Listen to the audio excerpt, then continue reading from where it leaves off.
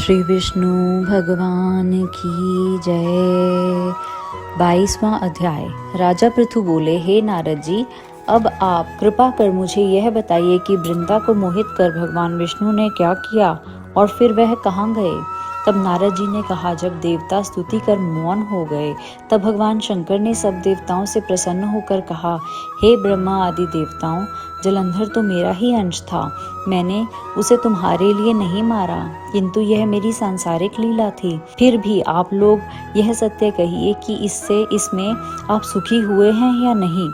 तब तो ब्रह्मा आदि देवताओं के नेत्र हर्ष से खिल गए और उन्होंने शिव जी को प्रणाम करके विष्णु जी का वह सब वृतांत कह सुनाया जो उन्होंने बड़े प्रयत्न से वृंदा को मोहित किया था तथा वह अग्नि में प्रवेश कर परम गति को प्राप्त हुई थी। देवताओं ने यह भी कहा कि तभी से वृंदा की सुंदरता पर मोहित हुए विष्णु उनकी चिता की राख लपेटे इधर उधर घूमते हैं। अतएव आप उन्हें समझाइए, क्योंकि यह प्रकृति सदा चराचर आपके अधीन है। देवताओं से यह वृतांत सुनकर शिवजी ने उन्हें अपनी दुस्तर माया समझाई और कहा कि यह सारा जगत उसी के अधीन है।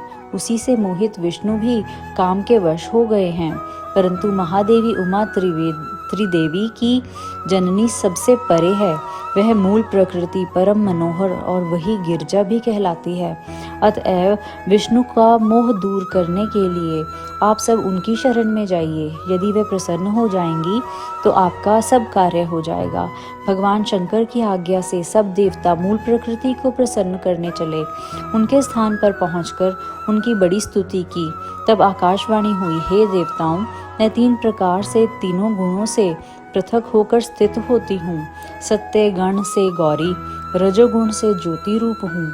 अतएव अब आप लोग मेरी रक्षा से यदि सादर उन देवियों के पास जाओ तो वह तुम्हारे सब मनोरथों को पूर्ण कर देंगी।